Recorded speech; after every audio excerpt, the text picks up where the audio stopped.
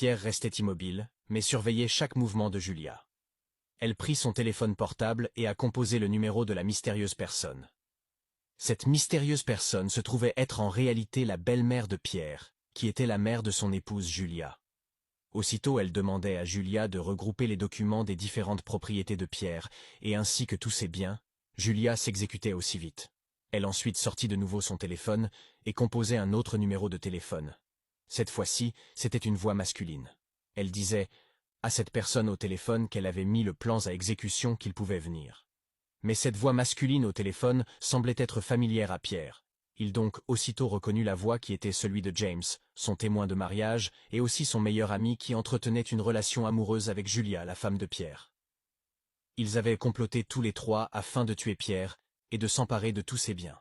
Julia a stocké les documents dans un de ses sacs, étalé devant le miroir pour regarder son beau visage. Elle a arrangé ses cheveux et s'est dirigée vers la porte.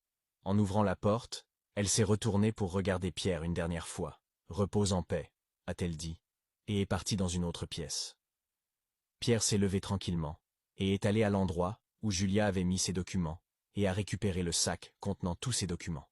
Sur le dessus de l'armoire, le magnétoscope portable que Pierre avait planqué là plus tôt était toujours en train de filmer. Il l'a récupéré et l'a éteint. Tranquillement comme le fantôme qu'il était, il a ouvert la fenêtre, l'a escaladé et a disparu de la maison.